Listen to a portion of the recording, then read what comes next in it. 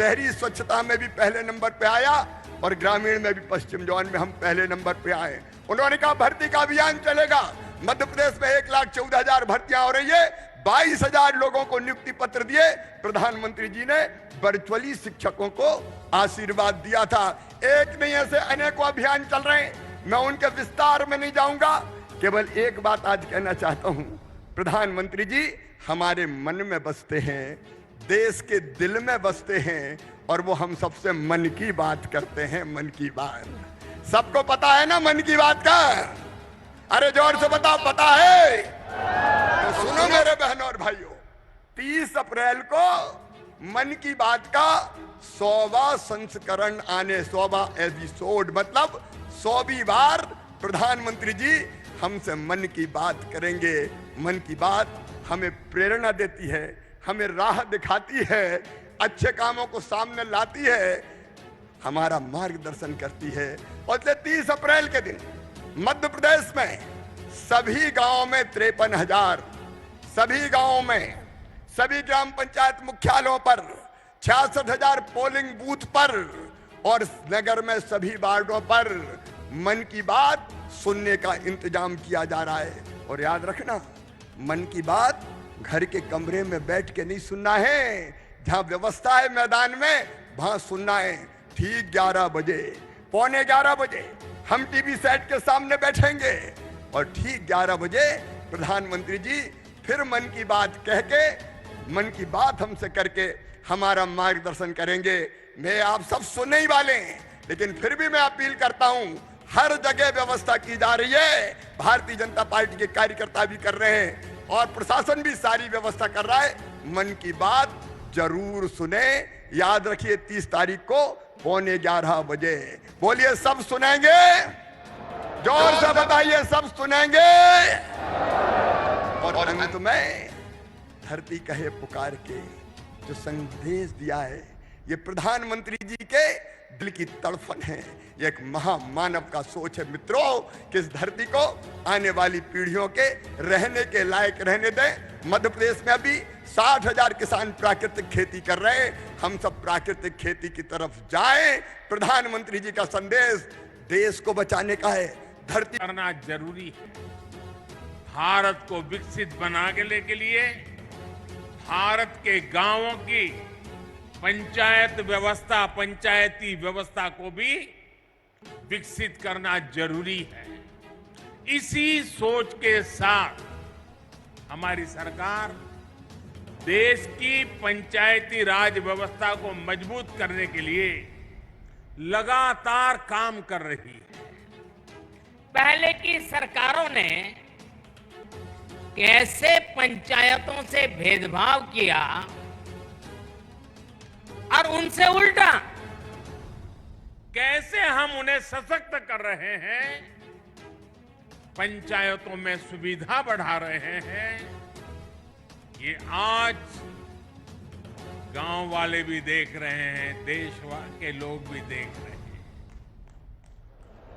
2014 के पहले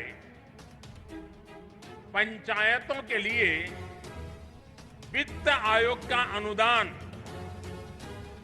17,000 करोड़ रुपए से भी कम था। आंकड़ा याद रखोगे आप? आंकड़ा याद रखोगे? कुछ आप बताओगे तो मुझे पता चलेगा। याद रखोगे? 14 के पहले 17,000 करोड़ से कम। क्या इतनी कम राशि से इतना बड़ा देश, इतनी सारी पंचायतें कैसे अपना काम कर पाती? 2014 में हमारी सरकार आने के बाद पंचायतों को मिलने वाला ये अनुदान 70,000 से बढ़ाकर 2 लाख करोड़ रुपए से ज्यादा हो गया है। आप बताएंगे मैंने कितना बताया? पहले कितना था, अब कितना हुआ? चला जाए साहब। अब आप अंदाज लगा सकते हैं काम कैसे करते हैं।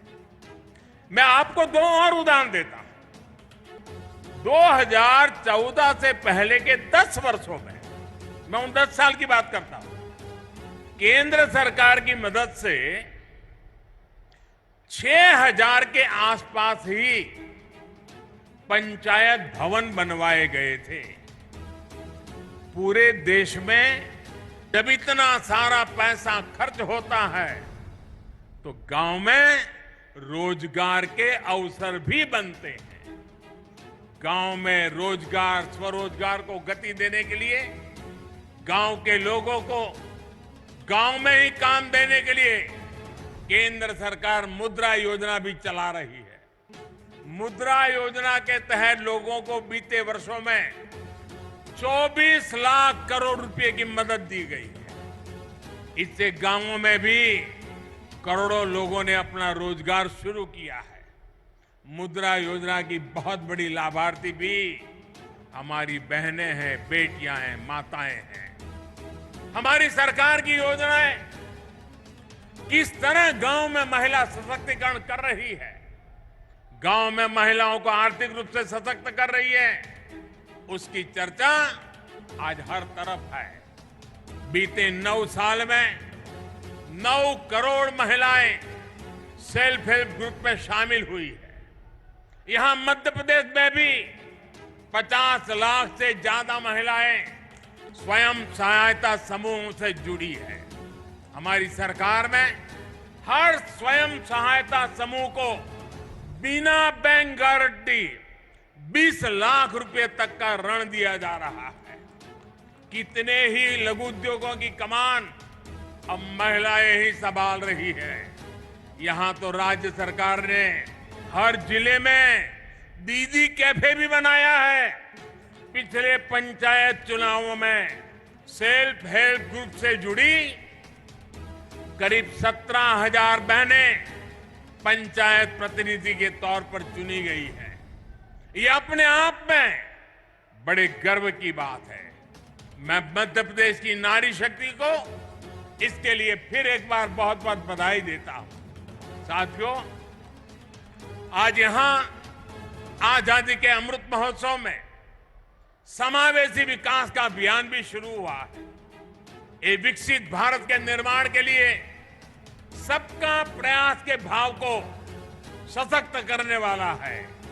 विकसित भारत के लिए देश की हर पंचायत, हर संस्था का प्रतिनिधि, हर नागरिक, हम सबको जुटना होगा। ये तभी संभव है जब हर मूल सुविधा तेजी से 100% लाभार्थी तक पहुंचे, बिना किसी भेदभाव के पहुंचे। इसमें आप सभी पंचायत